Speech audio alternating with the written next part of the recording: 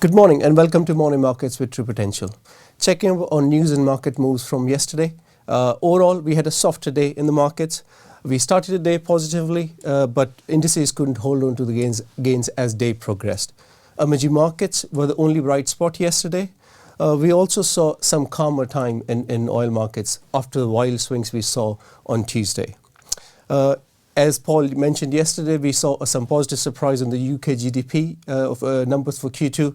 Even that couldn't feed into a positive momentum in FTSE and in overall UK markets. Though big data point from yesterday was US inflation print that accelerated again to 9.1% in June, to its highest level since 1981. The markets were expecting some softer prints from its May data, which was printed at 8.8%, but we couldn't get the energy prices continue to put upward pressure on June number. Unsurprisingly, as I mentioned, energy prices were the biggest contributor in the month. We also saw some essential items like electricity and food prices also gained by double-digit numbers in June.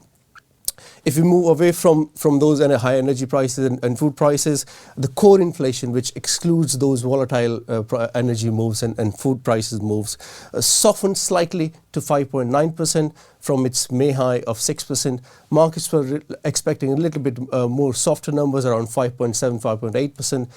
Still surprising on the upside, but again, continued trend towards a downward trend from 6% to 5.9%.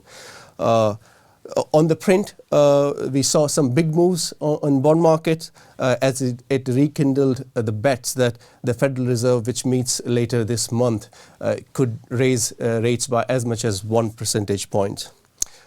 We saw the biggest jump in 2-year bond yields in the US, which rose by almost 16 basis points to 3.21% on the news, but it paired all of those the moves back and ended the day flat. We saw similar patterns being repeated across other parts of the curves as well. Also, we saw dollar continue to gain momentum and continue to gain strength over the day. Away from macro news, earnings were the big on agenda as for investors for this week, and will continue to be for a couple of weeks from here on as companies report their Q2 earnings.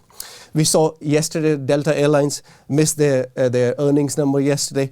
Again, reiterating the high fuel prices are eating into their margins. Though revenues were up in the quarter by around 5%, but that continued rising fuel prices and overall wage prices is eating into the margins.